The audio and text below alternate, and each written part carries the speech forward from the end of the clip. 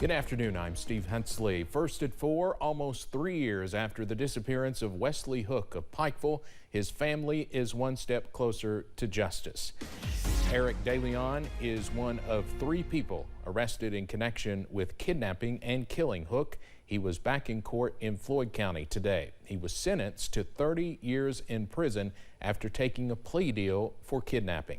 Hook's mother, Barbara, gave a victim impact statement to the court. It is something she says has provided a small sense of comfort.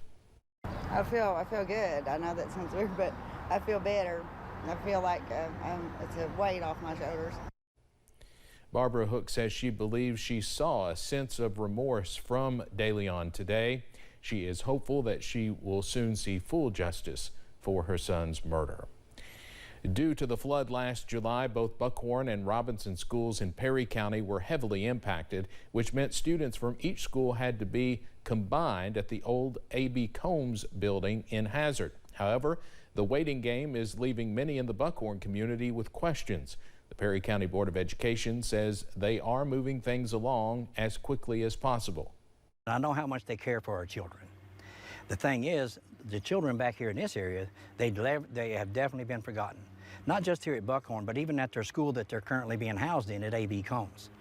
We understand there are varying opinions, there are a lot of emotion, a lot of heart in this, and rightfully so. And we have invited folks from both sides to come in and hear the updates. Our superintendent's been giving weekly updates.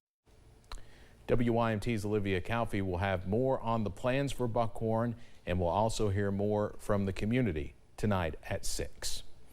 The National Weather Service has confirmed an EF1 tornado touched down in Magoffin County Tuesday. The National Weather Service says the twister was on the ground for about 2 minutes and had winds of about 100 miles per hour with a path 150 yards wide. Their team has released some photos of the storm damage in the heavily forested and rural area. You can see evidence of trees down there. The National Weather Service says the Magoffin County tornado touched down near Hendricks, southwest of Salyersville at 4:47 p.m. And that was one of several tornado warnings we were live for on Tuesday afternoon, so we were able to track that tornado as it touched down and as it moved through parts of Magoffin County. Thankfully, no injuries there and a much quieter weather pattern since. Beautiful day yesterday. We're still dealing with some warm air out there today, but the shower and thunderstorm activity not quite materialized just yet. The view outside from downtown Hazard, a nice look there. If you look in the distance, you can see those billowing cumulus clouds as those storms continue, or those showers try to pop up. We got a couple. There's one. I have to zoom in on it there in the southern parts of Pike County. Still a little shower. That's moving up toward Pikeville over the next little bit. Nothing severe expected. Just some splash and dash this evening. Your next 12 hours, we go from near 80 down into the 60s. Not nearly as cool as last night as we head into tonight. But we have some nice weather on the way as we head through the next few days. We just got to get through another chance for rain first. I'll detail all of that, and I'm tracking the latest in just a few minutes. Steve? All right, Evan, thank you.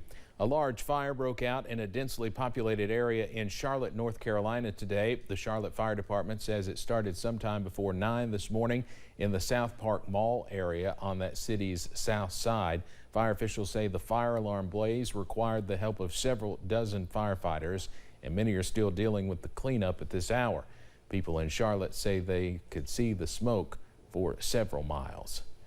2 people have been shot at a solar farm in Mississippi in what police say appears to be a workplace incident that escalated to violence. The sheriff in Scott County says his office received a call about 7 this morning about the shooting at Pearl River Solar Park. He says the suspect and victim were involved in a fight before the shooting happened. This seems to be not a disgruntled employee, active shooter type scenario. It looks like that it is that they were having problems with each other and more of a disturbance type situation than a active shooter. Detectives will continue to interview employees at the solar farm. It is expected to reopen on Monday. 4 children have been found alive after surviving a plane crash 2 weeks ago in a Colombian jungle.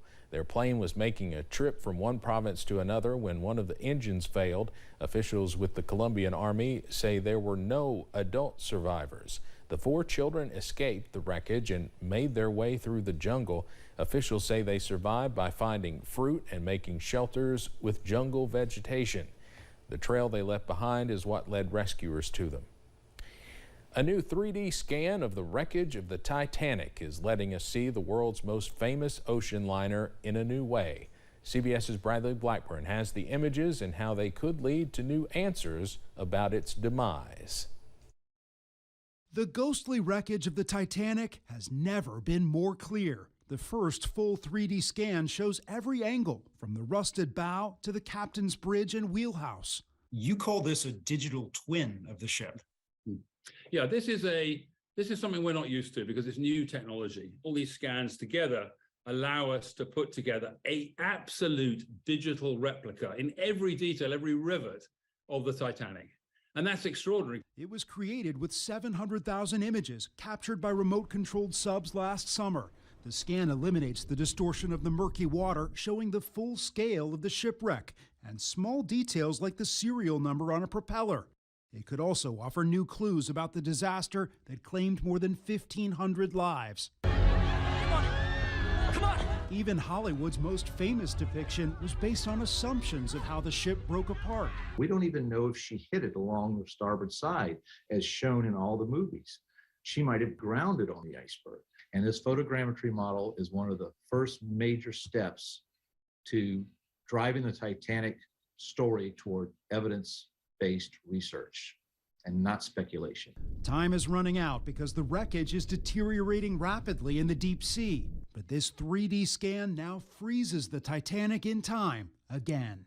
Bradley Blackburn, CBS News, New York. The creators of the scan are working on a documentary film exploring their findings. It could be released next year. Coming up on First at 4.